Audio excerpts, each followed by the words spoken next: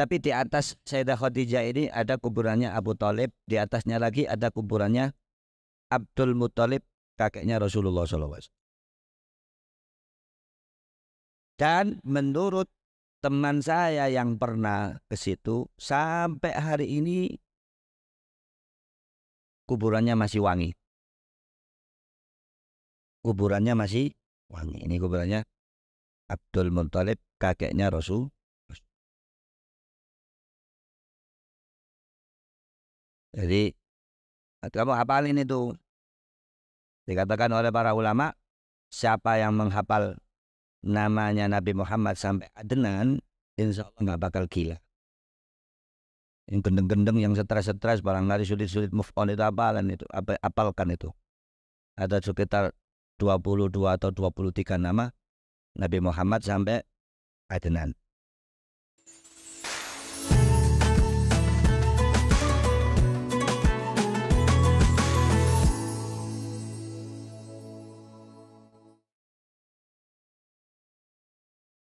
Bismillahirrahmanirrahim.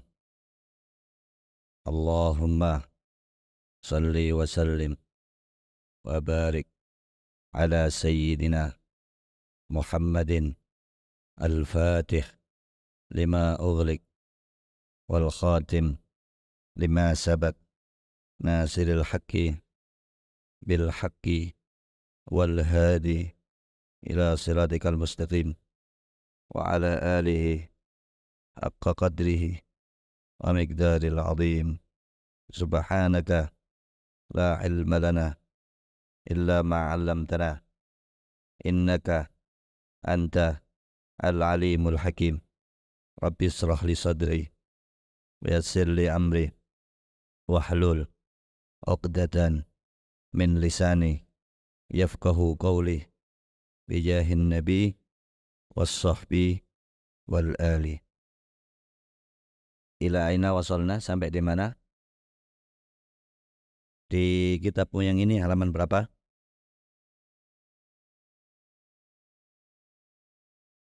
War-Rahmanir Rahim ya.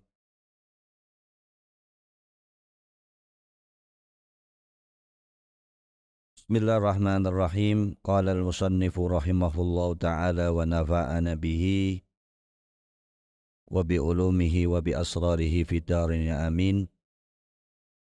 War-Rahmanur Rahimu sifatani buniyata lil mubalaghah min rahimah. War-Rahman, dan lafadz Ar-Rahman, Sang Maha Pengasih, War-Rahim, dan Maha Penyayang. Sifatani merupakan dua sifat. Itu merupakan dua sifat buniyata yang dibangun, yang keduanya dibangun lil mubalaghah, untuk mubalaghah. Jadi nek ngartekno yang sangat-sangat penyayang, yang sangat-sangat pengasih.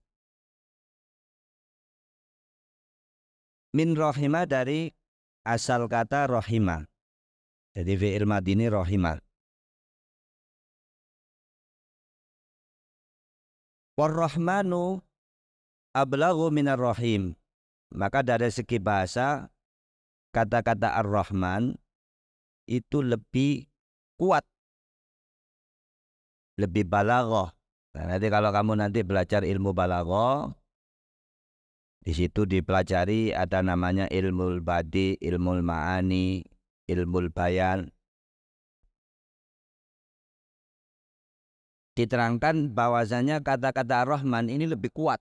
Pesan yang disampaikan dari kata-kata Ar-Rahman itu lebih kuat daripada Ar-Rahim. Minar Rahim, dari kata-kata Ar-Rahim. Jadi kalau kita terjemahkan bahasa Indonesia, yang Maha Pengasih dan Maha Penyayang. Nanti ada keterangannya. Kenapa kok Ar-Rahman lebih baligh daripada Ar-Rahim? Nanti ada beberapa pendapat ulama. Di antaranya yang disebut musannif di sini atau muallif di sini.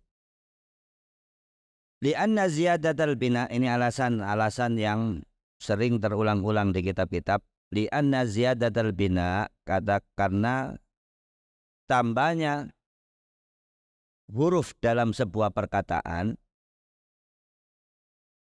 Bina itu kalau kamu belajar sorof ya mabni apa nanti hurufnya ditambah misalnya. Tadullu ala ziyadatil makna, itu menunjukkan atas tambahnya suatu makna.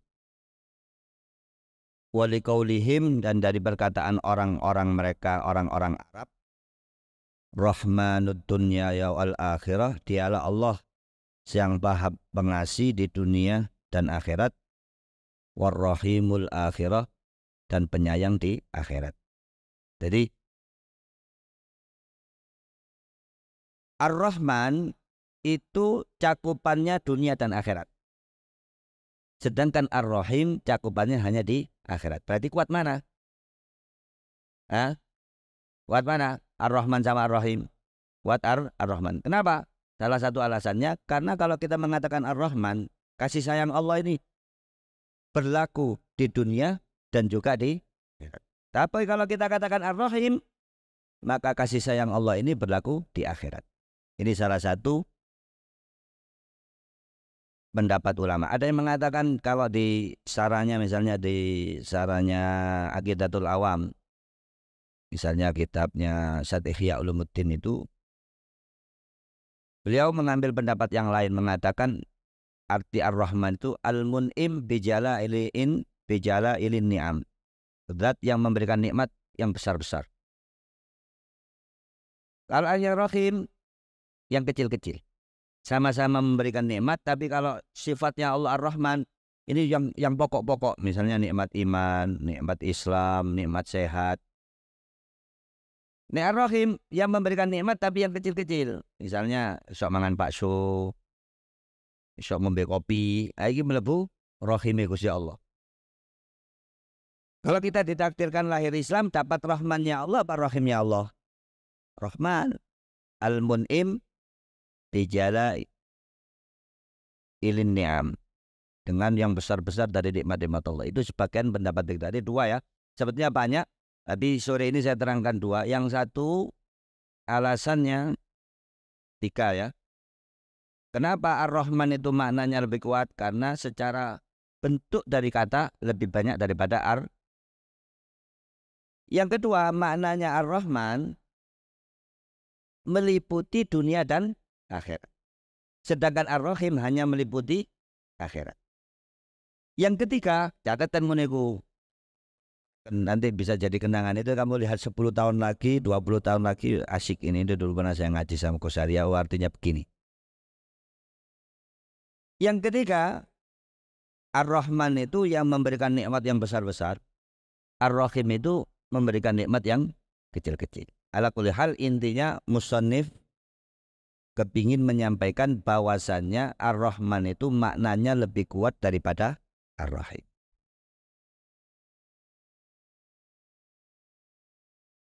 Alhamdulillahilladzi hadana aidallana. Alhamdulillah, segala puji bagi Allah, alladzi hadana, yang Allah telah berikan petunjuk kepada kita, aidallana, yaitu menunjukkan kita, lihadat ta'lifi, bagi karangan ini. Ta'lif karangan dari musannif, bersyukur memuji Allah karena bisa mengarang kitab ini. Wa ma kunna linahtariya laula an hadanallahu ilaihi, dan kita sama sekali tidak punya kekuatan untuk mendapatkan petunjuk laulah, seandainya tidak ada hidayah dari Allah kepadanya. Allahumma sholli ala Muhammad. Ngantuk. Iki dorong mlebu anu ini, jangannya agak cepat ini ya, masih mau ketiba. Walhamdu huwal wasful jamil. Kemudian baru masuk dipreteli satu persatu. Alhamdu, apa kata-kata alhamd? Kalau kita berbicara alhamdulillah, alhamdulillah, apa artinya alhamd? Apa artinya hamdalah itu apa? Wal wasfu bil jamil, mensifati dengan sesuatu yang indah. Makanya terjemah bahasa Indonesia apa? Segala puji.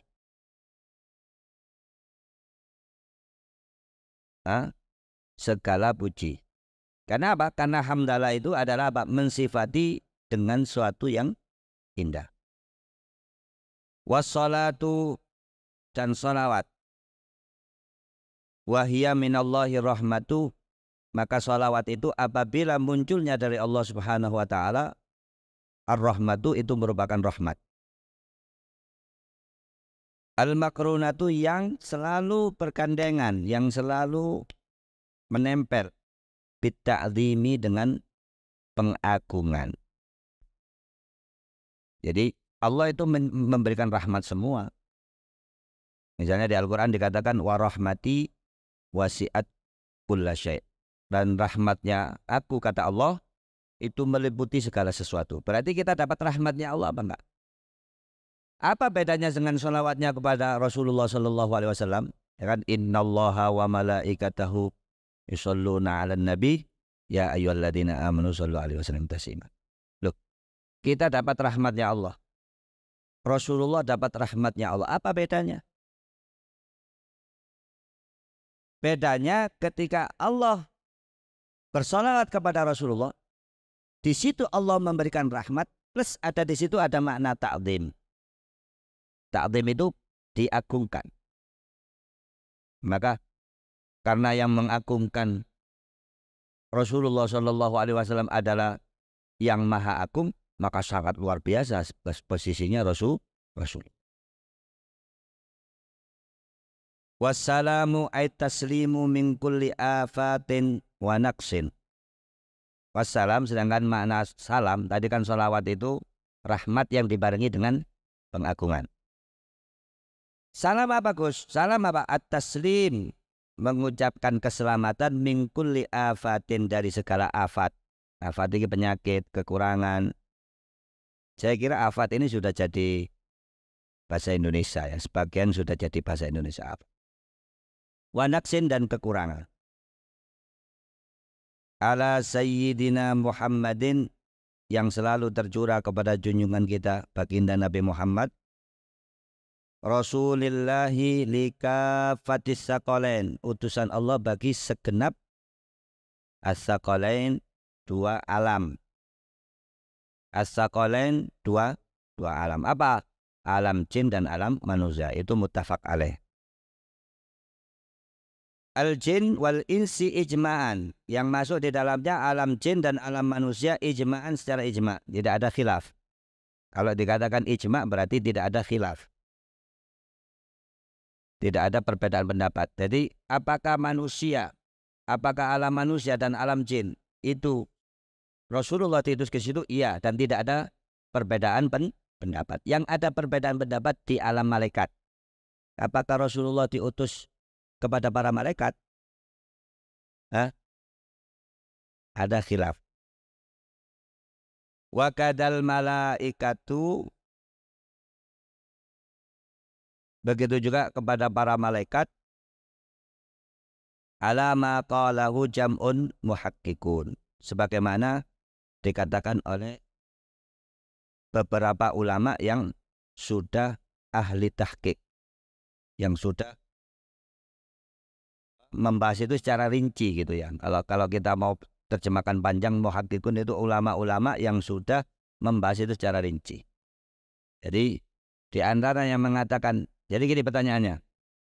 Kalau ada orang tanya nanti kalau di rumah, Gus, apakah Rasulullah itu diutus kepada para malaikat? Ya pun jawab jawabanmu. Ya? Jawab ya Allah. Kalau ada orang tanya misalnya, apakah Rasulullah diutus kepada segenap manusia? Iya. Apakah Rasulullah diutus kepada segenap jin? Iya. Tidak ada khilaf, tidak ada perbedaan pendapat. Tapi kalau dikatakan, apakah Rasulullah diutus untuk jenenge malaikat? Ada khilaf. Kebanyakan mereka mengatakan iya. Di antaranya apa? Ibn Hajar al-Haytami dalam Tuhfanya. Nanti kalau kamu nanti belajar fikih Syafi'i, kamu nggak bisa nggak mau harus baca Tuhfanya Ibn Hajar. Sarannya Minhaj. Sarannya Minhaj yang terkenal dan banyak dibaca ya 3.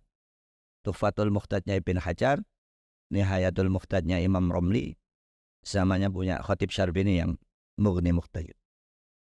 Ala kulli hal, pokoknya kamu pernah dengar lah orang kitab jenengi Tuhfatul Muhtaj, saranya Minhaj. Wal Khatib fil Mughni, begitu juga Imam Khatib Syarbini di Mughni juga mengatakan Rasulullah diutus kepada para malaikat. Ibn Hajar dan Khatib mengatakan Rasulullah diutus kepada malaikat. Yang berbeda Imam Romli. Imam Romli dalam Nihaya mengatakan bahwasanya Rasulullah tidak diutus untuk para malaikat. Berarti ada khilaf apa enggak? Ya ono sing ngarani Rasulullah diutus ke alam malaikat, dan ini pendapat mayoritas ulama. Ada juga yang mengatakan tidak, seperti Imam Romli dalam kitabnya Nihayatul Muhtaj mengatakan bahwasannya Rasulullah tidak diutus untuk malaikat. Mungkin alasannya karena tidak ada taklif bagi malaikat. Manusia ada taklif, ada mukallafnya. Malaikat tidak ada taklif. Wa Muhammadun, ala kulli hal, pokoknya kita agak cepat dikit lah biar oleh yang tahu. Wa Muhammadun alamun mangkulun min ismil maf'ulil mudha'af. Wa Muhammad, kata-kata atau nama Muhammad, alamun suatu nama, mangkulun yang diambil. Ini anak ilmu nahwu ono alam mangkul, ono alam murtajal. Itu nanti di ilmu nahwu ya. Min ismil maf'uli, dari isim maf'ul. Isim maf'ul itu yang terkena suatu pekerjaan. Madrub, yang terpukul. Yang misalnya yang termakan apa? Al-ma'kul, yang termakan. Yang terpukul al-madrub. Itu isim maf'ul. Kalau isim fa'il, dia yang mengerjakan pekerjaan. Ad-dharib, yang memukul. Isim fa'il. Al-madrub, yang dipukul. Nah, Muhammad ini diambil dari kata isim maf'ul, al-mudha'af, yang mudha'af, yang di situ ada tasdidnya. Muhammad kan begitu. Nah, nanti kalau kamu belajar di sorof ada bina mudha'af. Maudu'un liman kazurat khisaluhul hamidatu. Yang diletakkan alam mangkul ini, nama ini diletakkan untuk siapa? Liman, bagi orang, kasurat, yang banyak sekali, khisaluhu, sifat-sifatnya, al-hamidatu, yang mulia. Summiya bihi nabiyuna Muhammadun sallallahu alaihi wasallam, dinamakan dengan nama itu Nabi kita Muhammad sallallahu alaihi wasallam, bi ilhamin, dengan sebuah ilham, minallahi, dari Allah, li jaddihi, untuk kakeknya. Siapa kakeknya Nabi Muhammad? Abdul Muttalib ini kuburannya di Ma'lah, tapi tidak pernah dibuka. Dibukanya itu hanya tanggal 1 Syawal, dan riwayat itu dibuka. Wallahu alam, saya tidak pernah mendekat, tapi ada teman-teman saya yang tinggal di Mekah dikatakan, Gus,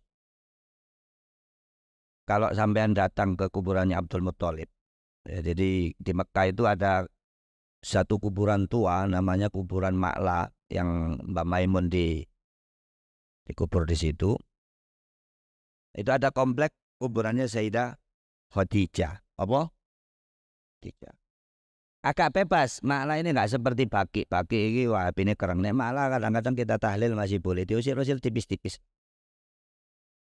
Bisa nanti kalau kalian umroh sama saya tak tunjukin.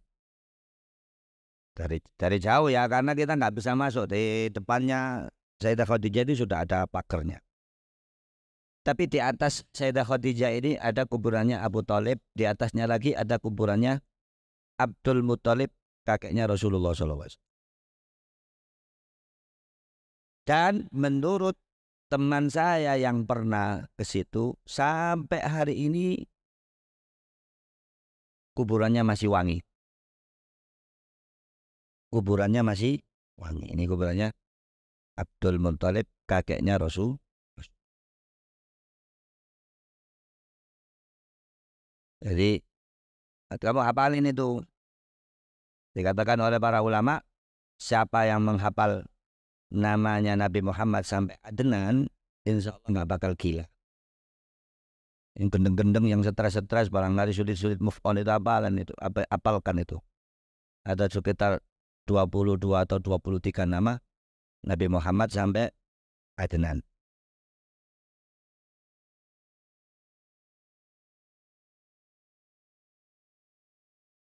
Jadi dapat ilham dari Allah untuk menamakan cucunya dengan nama Muhammad. Siapa yang dapat ilham?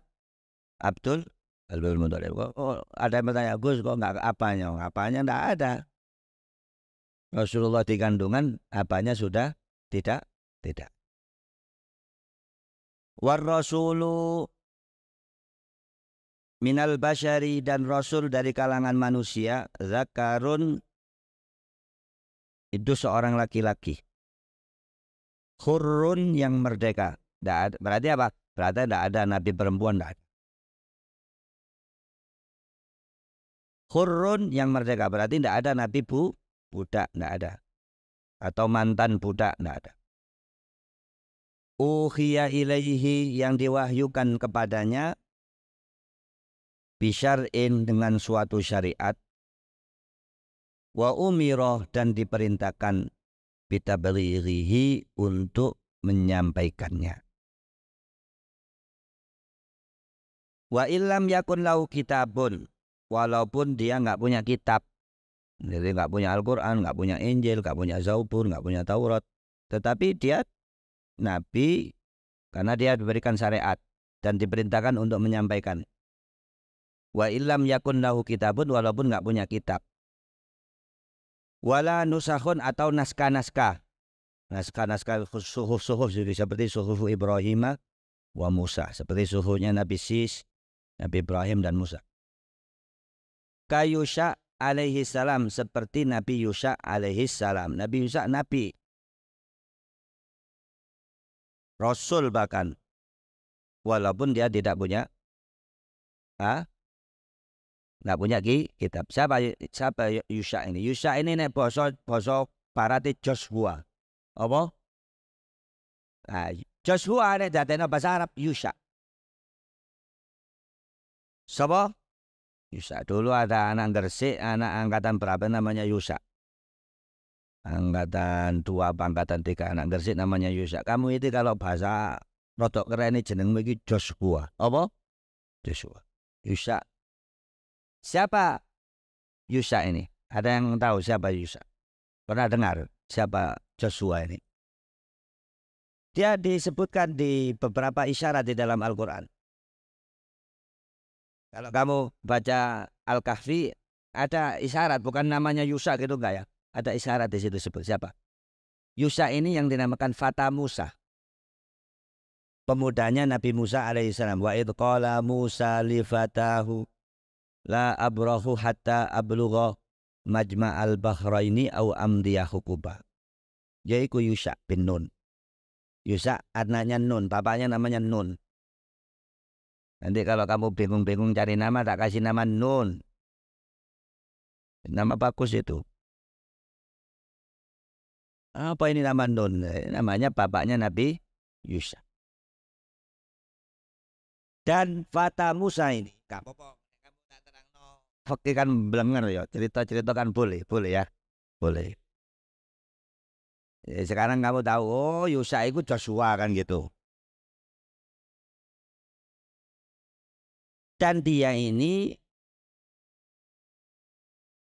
pertama kali orang dari Bani Israel yang bisa memasuki Baitul Maqdis. Nabi Musa tidak sempat masuk Baitul Maqdis. Makanya sampai sekarang secara pasti di mana kuburannya Nabi Musa tidak diketahui. Tapi ketika Rasulullah SAW Isra Mi'raj itu sebenarnya sudah dikasih tahu bahwasanya Nabi Musa ini dikubur di luar Masjidil Aqsa, di luar Baitul Maqdis, di gunung yang warnanya merah. Ya, bukit yang warna merah. Kalau dalam bahasa hadis ini Katsibil Ahmar. Itu sebagian ulama mengatakan itu ada di kota Jericho. Apa? Bukan itu. Google Earth ini kalau kamu anu-anu aja kamu ndelok TikTok ae. Cek ono kota, nama kota tua, kotanya paling tua itu kota namanya kota Jericho. Atau kalau dalam bahasa Arab Arifo. Kota apa? Iki satu kota yang dekat dengan Yerusalem. Ngapa? Yerusalem. Karena Baitul Maqdis ada di kota apa? Yerusalem. Moga-moga gini nanti sebelum mati bisa ziarah ke namanya Yerusalem dan bisa ke Jericho. Coba kita jalan-jalan lah, nggak ke Malang terus. Liburan kemana? Malang Ustaz. Nentok ndelok strudel opo. Ente wingi perayaan di Gus tipis-tipis munggah gunung apa gunung Batok. Kali-kali kita naik gunung Nebo. Situ ada gereja tua. Nanti ada yang mengatakan Yusha bin Nun ini dikubur di saya pernah yang di Jordan Valley itu di lembah Jordan. Yusha bin Nun. Fata Musa, istilahnya itu penggantinya Nabi Musa ini. Penggantinya Nabi Musa. Nabi yang meneruskan Musa. Dan dia pertama kali orang Bani Israel yang bisa memasuki tanah suci, yaitu Yerusalem. Nabi Musa nggak kesampaian. Allah matikan beliau sebelum bisa masuk ke Yerusalem. Allahumma sholli ala Muhammad. Nah, nanti kamu baca-baca lah supaya tambah ngerti ono danau jenenge Danau Tiberias. Iki ono kota jenenge Jericho. Iki ono ngene. Supaya pengetahuannya bertambah. Allahumma sholli ala Muhammad. Jadi Nabi Yusha itu Nabi dan Rasul. Walaupun Yusha tidak punya Joshua, apa? Saya namakan anak saya Joshua Gus. Yusha aja. Maryam kalau Latin ada apa Maria kan? Nah. Fa illam yu'mar bitablighi fanabiyun. Maka apabila tidak diperintahkan untuk menyampaikan risalahnya, fa illam, maka apabila tidak yu'mar diperintahkan bitablighi dengan menyampaikan, fanabiyun, maka disebut nabi. Maka kalau rasul pasti nabi, kalau nabi belum tentu rasul. Ulang ngono sih. Kalau rasul pasti nabi. Nek nabi dorong karuan karena rasul itu lebih spesifik. Dia dapat wahyu, punya syariat, dan diperintahkan untuk menyampaikan kepada umat. Nek nabi dapat wahyu, punya syariat, tapi tidak diperintahkan untuk menyampaikan ke umat. Maka pertanyaan, dari 124.000 nabi dan rasul itu, kira-kira dulu ada nggak nabi di Jawa? Kus apa zaman dulu, zaman sebelum masa itu mungkin di tanah Jawa ada nabi, ada rasul, wallahu a'lam. Ada nggak Gus kemungkinan Aji Soko itu nabi? Wallah.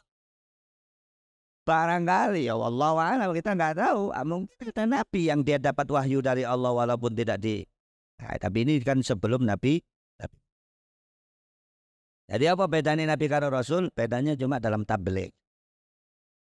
Bedanya hanya dalam tabligh. Wajibnya menyampaikan kepada umatnya. Kalau rasul wajib, kalau nabi enggak. Paham? Ayo tak ulangi mana? Kalau rasul pasti, nek nabi turun karuan rasul. Semoga-moga ini ngaji kena muka-muka paham lah dedek. War rasulu afdalu minan nabi ijma'an. Maka rasul itu lebih mulia, lebih afdal minan nabi, dari nabi, ijma'an, secara ijma', tidak ada khilaf. Konsensus, nek bahasa saiki keren iku ijma' iku konsensus, kesepakatan. Wasahha khabaru, dan ada hadis sahih.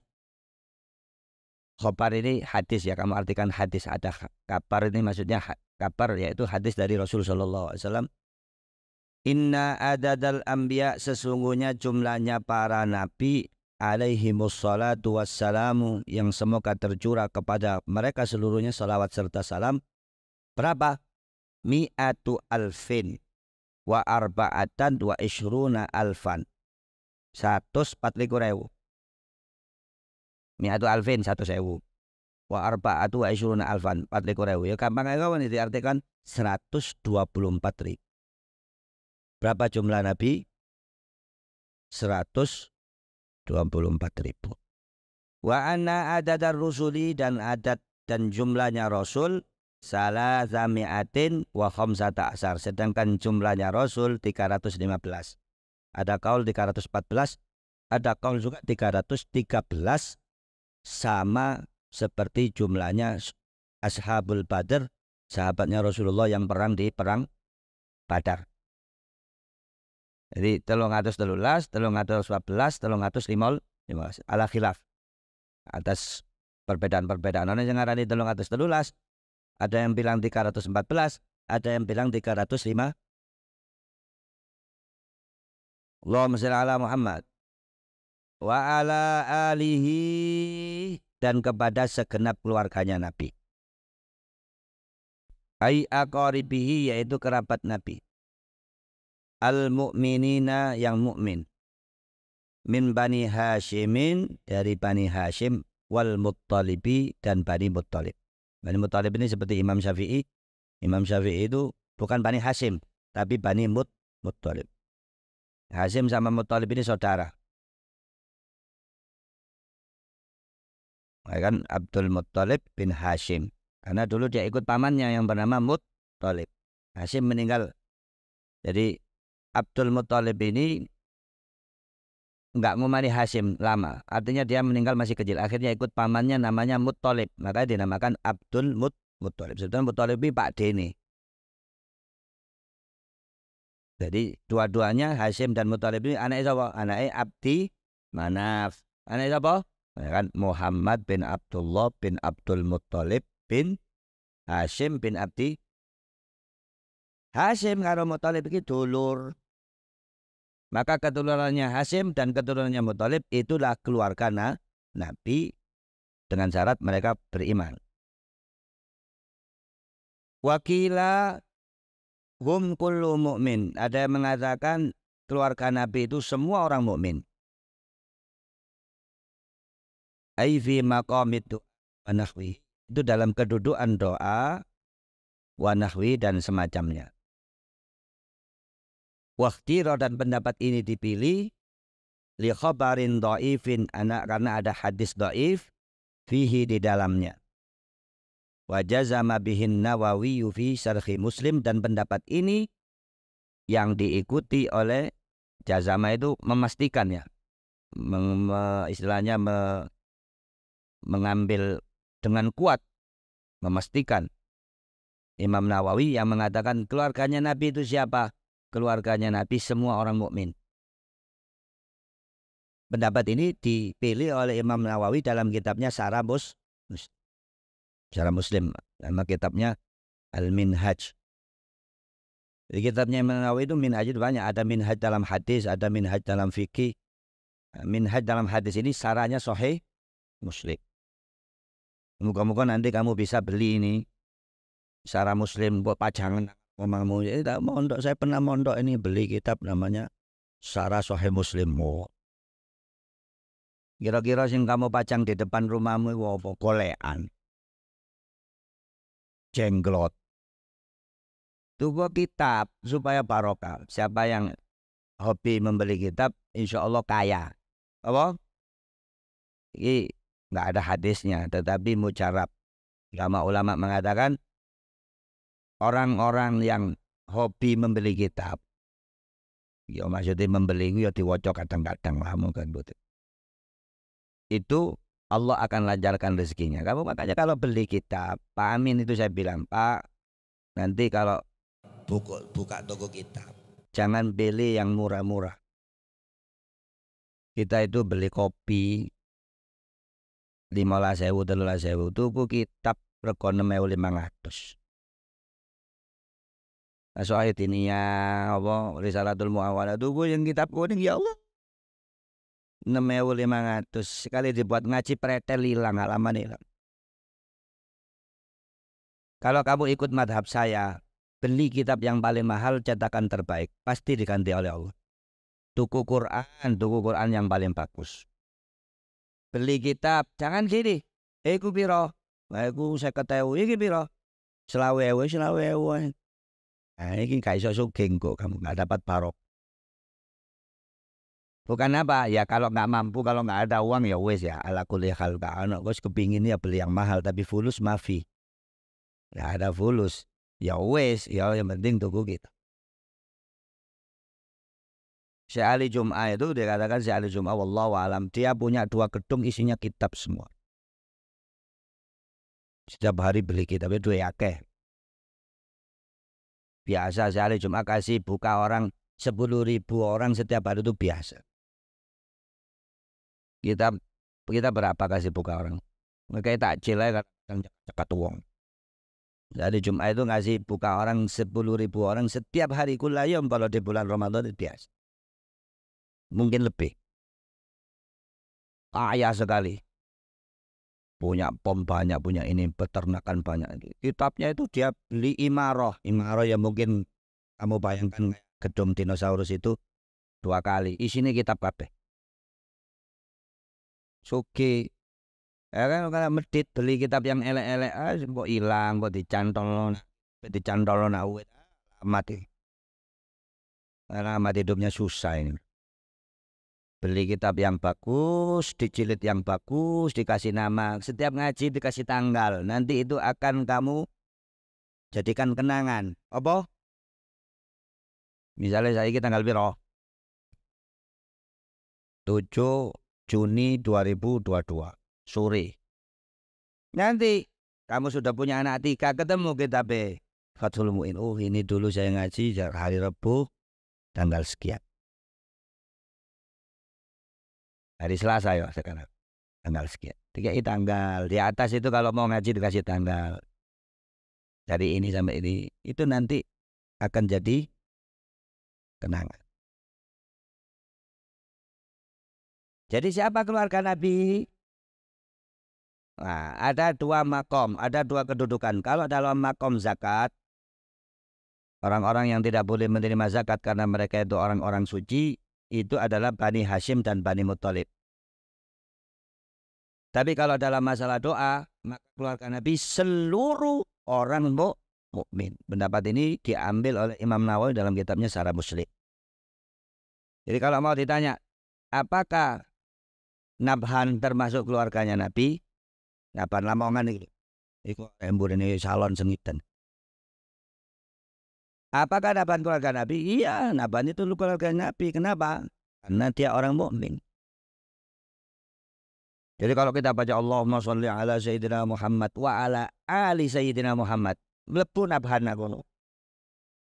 Kenapa? Karena Nabhan keluarganya Nabi. Di makom tuh. Tapi dalam masalah zakat, masalah kafa'ah dan lain-lain enggak masuk. Muka-muka faham. Wa sahbihi dan segenap sahabat-sahabatnya. Wa huwa ismu jam'in li sahib. Kata-kata sahbi itu adalah isim jamak dari kata-kata sahib. Bimakna sahabi yang artinya adalah sahabat. Kalau ada itu berarti sahabatnya. Wa huwa man istama'a mu'minan. Ya. Di kitabmu apa?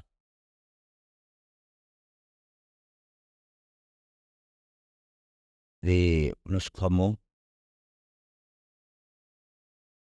Nah, wa huwa man istama'a mu'minan, yaitu orang yang pernah berkumpul dengan Nabi dalam keadaan beriman.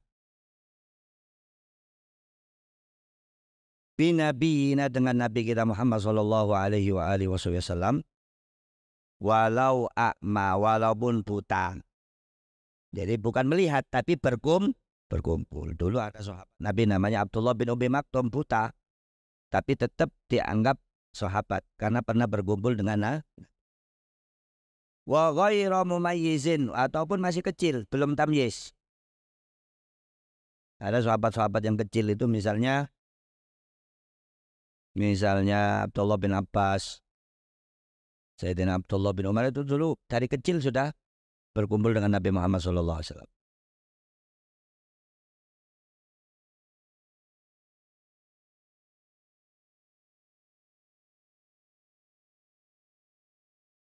Abdullah bin Zubair itu kecil karena dia lahir setelah hijrah.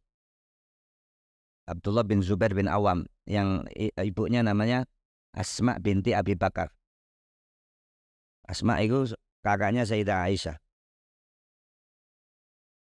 Asma punya anak namanya Abdullah bin Zubair. Nah, itu sahabat. Karena ngumani Rasul walaupun dia masih bayi. Al-faizina biridallah. Ya, biridallah. Al-faizina biridallahi ta'ala, yang mereka itu menjadi bahagia dengan keridhaan Allah. Sifatun liman dzukira, merupakan sifat dari apa-apa yang disebut, yaitu para sahabat dan orang-orang yang terbahagia, orang yang beruntung. Faiz beruntung. Faqad faza fawzan adzima, beruntung dengan keridhaan Allah. Sifatun liman dzukir, merupakan sifat bagi orang-orang yang sudah disebut, yaitu sahabat dan para keluarga Nabi. Wa ba'du. Jadi kemarin saya terangkan, ini namanya faslul khitab. Ai ba'dama taqaddama minal basmalati wal hamdalati was salati was salami ala man dzukir, setelah kita mengucapkan basmalah, alhamdulillah, salawat serta salam kepada orang-orang yang disebut di atas. Fahadal mu'allaful hadiru dihnan, maka karangan yang ada di pikiran ini, ketika siapa Zainuddin Al-Malibari menulis ini kan belum selesai dia, tapi karangannya sudah ada di pikiran. Fahadal mu'allaf, maka karangan yang hadir dihnan, di dalam benak. Zihin itu bisa kamu artikan benak, pikiran. Mukhtasarun, merupakan sebuah kitab yang ringkas. Apa mukhtasar itu? Qalla lafduhu, yang lafadznya sedikit, wa katsura maknahu, dan banyak maknanya. Minal ikhtisar, diambil dari kata-kata ikhtisar. Ikhtisar itu artinya ringkas. Jadi mukhtasar, misalnya mukhtasar Abu Suja, mukhtasar Abi Suja. Berarti kitabnya kecil apa besar? Kecil. Nah, nahwu ono sarah mukhtasar jiddan, karangan Sayyid Ahmad Zaidi Dahlan saranya. Jurumiyah misalnya. Yaitu sebetulnya itu kitab kecil. Ono mukhtasar latif, kitab namanya mukhtasar latif. Ada kitab mukhtasar Al-Buwaiti, mukhtasar Muzani, ini sebenarnya kitab kecil, matan.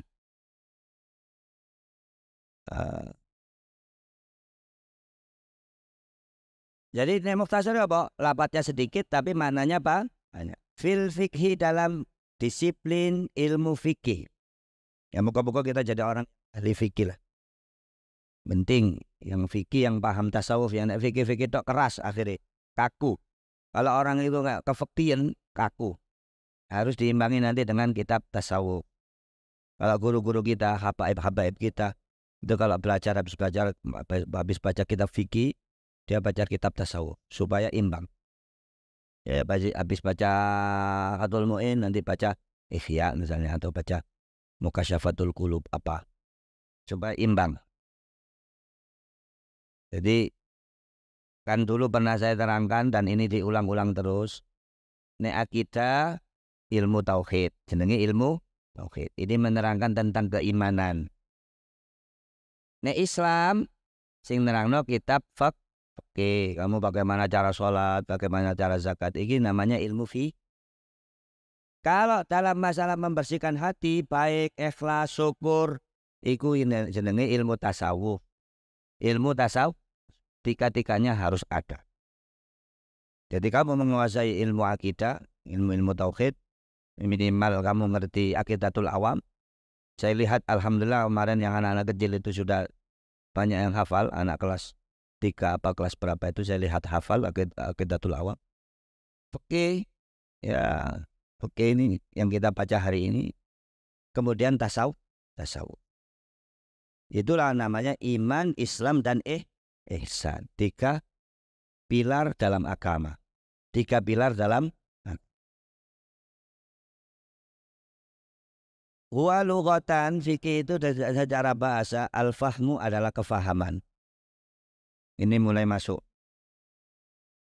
Wastilahan dan secara istilah, al-ilmu suatu ilmu bil ahkam yang membahas tentang hukum-hukum, asyariyati syariat. Jadi matematika nggak masuk fikih karena nggak ngurusi syariat. Terus apakah ilmu biologi masuk ilmu fikih? Di situ ada keterangan hukum-hukum apa? Syariat. Hukumnya mandi junub masuk ilmu fikih apa? Enggak masuk. Hukumnya niat dalam berpuasa ini masuk ilmu fikih apa enggak? Masuk karena hukum syariat. Hukum Archimedes masuk ilmu fikih? Enggak masuk karena dia enggak berbicara tentang hukum syariat. Hukum ekonomi Gus masuk. Berarti bukan ilmu fikih. Al-amaliyati yang diamalkan. Berbeda dengan ilmu tauhid. Ilmu tauhid itu di hati, i'tiqad, keyakinan. Misalnya gini, kamu yakin surga dan neraka itu ada. Itu ilmu fikih apa ilmu tauhid, ilmu akidah? Ilmu tauhid. Karena dia nggak amaliyah, tapi qalbiyah. Lapangannya hati. Saya yakin Gus bahwasanya surga dan neraka itu ada. Iya. Ini masuk ilmu fikih apa? Enggak masuk karena enggak amaliyah. Dia masuk ke ilmu tauhid. Masuk ke ilmu al-muktasab yang diambil min adillatiha at-tafsiliyah, dari dalil-dalilnya yang rinci. Ini untuk membedakan dari ilmu usul fikih sebetulnya. Nek dalil-dalilnya itu ijmali, namanya nanti bukan ilmu fikih, tapi ilmu usul fikih. Kalau fikih itu dalilnya rinci. Dalilnya rinci. Contoh misalnya, wajibnya niat di malam hari bagi puasa yang wajib. Dalilnya rinci.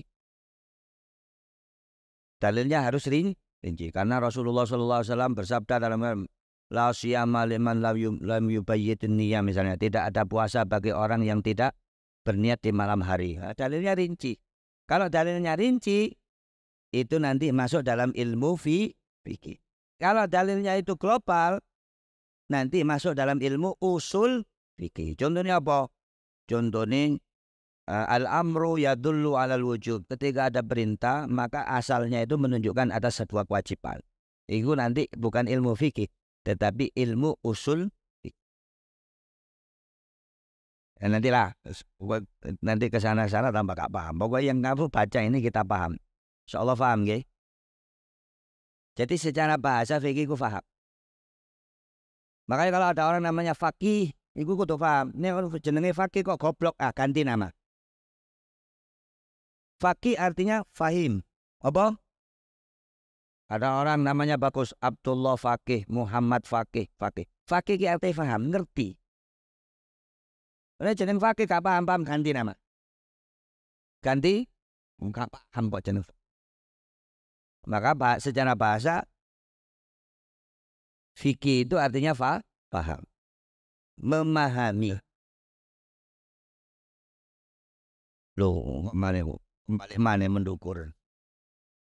Wa istimdaduhu, dan istimdadnya, pengambilan hukum-hukumnya dari apa? Minal kitabi, dari Alkitab, yaitu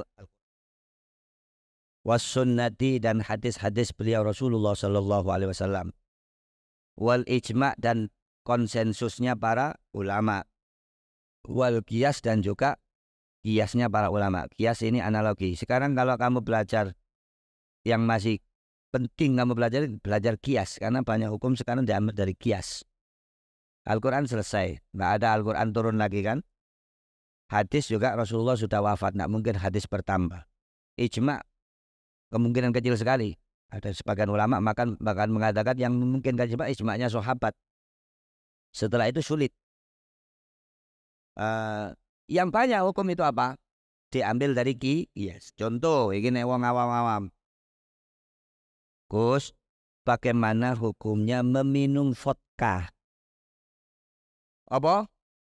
Utawa meminum whisky? Utawa meminum topi miring? Utawa meminum toa misalnya atau sake? Apa nek Korea jenenge? Soju. Kamu cari apakah ada ayat di Al-Quran yang mengharamkan whisky?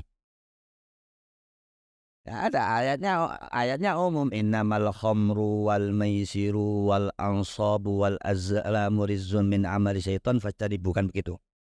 Khamr. Nah, khamr dalam zaman dulu identik dari anggur, dari karom, wine. Apa? Wine yang sudah difermentasi yang memabukkan. Kalau bukan dari anggur namanya nabit, nanti kita bahas. Nah, kalau sekarang ada minuman whisky,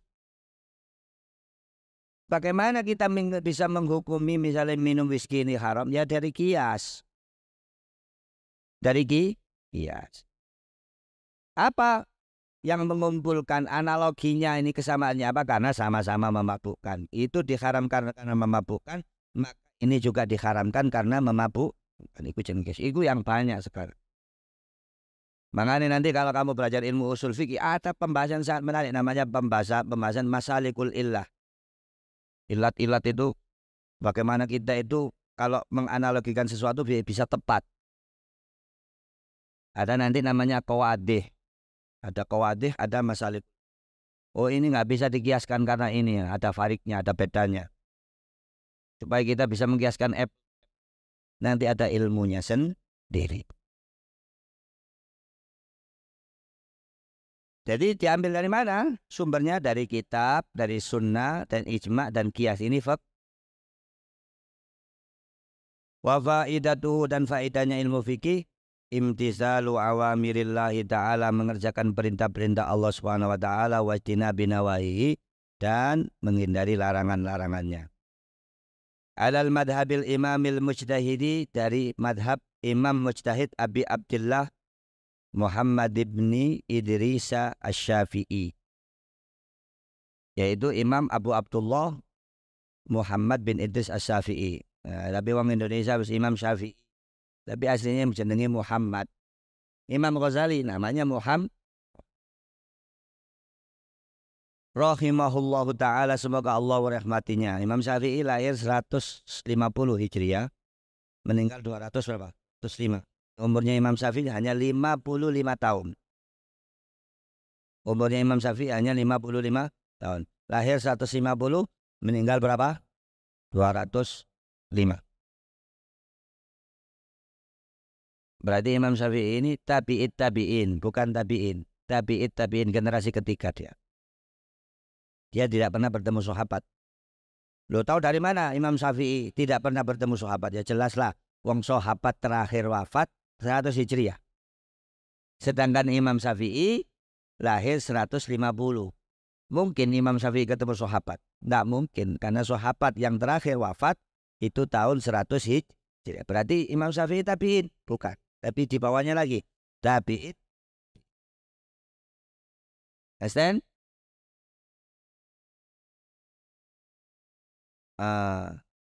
Wa radhiyallahu anhu, dan semoga Allah meridhoinya. Ma dhahaba ilaihi, yaitu apa-apa yang berpendapat, dhahaba yang pergi ke sana, artinya berpendapat ke sana, minal ahkami, dari hukum-hukum, fil masaili, dalam kasus-kasus atau dalam masalah-masalah. Wa Idrisu waliduhu, dan Idris itu adalah ayahnya Imam Syafi'i. Wa Ibnu Abbas, putranya Abbas. Bin Utsman, putra Utsman. Bin Syafi', putranya Syafi'. Bin Sa'ib, bin Ubaid, bin Abdi Yazid, bin Hashim, bin Muttalib, bin Abdi Manaf. Jadi Hashim ini bukan Hashimnya Nabi ya, tapi Hashim Hashim yang lain. Jadi ada dua Hashim. Ini Hashimnya anaknya Muthalib, bukan Hasyim saudaranya. Jadi kan orang Arab ini kan namanya mirip-mirip ya. Ada Imam Ghazali misalnya Muhammad bin Muhammad bin Muhammad bin Ahmad Al-Ghazali. Jadi ping telu, triple M. Muhammad bin Muhammad Muhammad Muhammad anaknya Muhammad. Makanya rumah yang di situ tidak ada yang namanya Muhammad, biasanya rumahnya serem. Maka kalau kamu punya saudara tiga gak ada yang Muhammadnya, biasanya sering bertengkar. Atau kalau terlanjur Gus, sudah saudara saya tiga, kalau yang jenenge Muhammad. Karena cewek semua ya, kalau cewek jangan dinamai Muhammad. Atau ditambah di belakangnya nggak apa-apa, misalnya Halimah Muhammad tabarukan. Karena rumah yang di situ ada nama Muhammadnya, insya Allah berkah. Insya Allah berkah. Kalau kamu namanya nggak ada Muhammad, ditambah ono, walaupun nggak ada di ijazah, nggak ada di akte. Terus nama saya Supriyono, tak apa-apa, Supriyono jeneng cowok api. Tapi kamu tambahi Muhammad Supriyono, atau Ahmad Supriyono, bil barokah. Wa Syafi' huwa alladhi yunsabu ilaihi al-imam. Dan kakeknya yang bernama Syafi' itu yang dinisbahkan kepadanya Imam Syafi'i. Wa aslama huwa wa abuhu Sa'ib yauma Badrin. Kakeknya Imam Syafi'i yang bernama Syafi'. Begitu juga buyutnya yang bernama Sa'ib ini, cangganya ini. Itu Islam pada yauma Badrin, pada perang Badar. Pada perang Badar, Syafi' dan apanya Sa'ib ini masuk Islam. Wa wulida imamuna radhiyallahu anhu sanata khamsina wa mi'ah. Dan imam kita Imam Syafi'i dilahirkan tahun 150. Khamsina wa mi'ah, 50 dan 100, yaitu 150. Wa tufiya yaumal jumu'ati, dan Imam Syafi'i meninggal hari Jumat Salkha Rajab, di tengah-tengah Rajab, sana arba'in wa mi'aden. Bukan 55 ya, berarti 54 umurnya Imam Syafi'i. Saya ralat. Tadi saya katakan meninggal 205, enggak. 204 ternyata ya. Saya tercampur dengan Imam Ghazali. Imam Ghazali meninggal 505 ya. Imam Syafi'i meninggal berapa? 204. Berarti usianya berapa? 54. Lahir 150, wafat 204. Berarti beliau umurnya berapa? 54 tahun. 54. Jadi diralat yang tadi saya katakan 55, enggak, ternyata 54. Karena wafat berapa ini? Tahun 204. Wasammaituhu bi qurratil ain wallahu a'lam. Semoga-moga tadi keterangan yang bermanfaat. Bismillahirrahmanirrahim. Subhanakallahumma wa bihamdika asyhadu an la ilaha illa anta astaghfiruka wa atubu ilaik. Subhana rabbika rabbil izzati amma yasifun. Wassalamun alal mursalin alhamdulillahi rabbil alamin. Allahumma shalli ala Muhammad.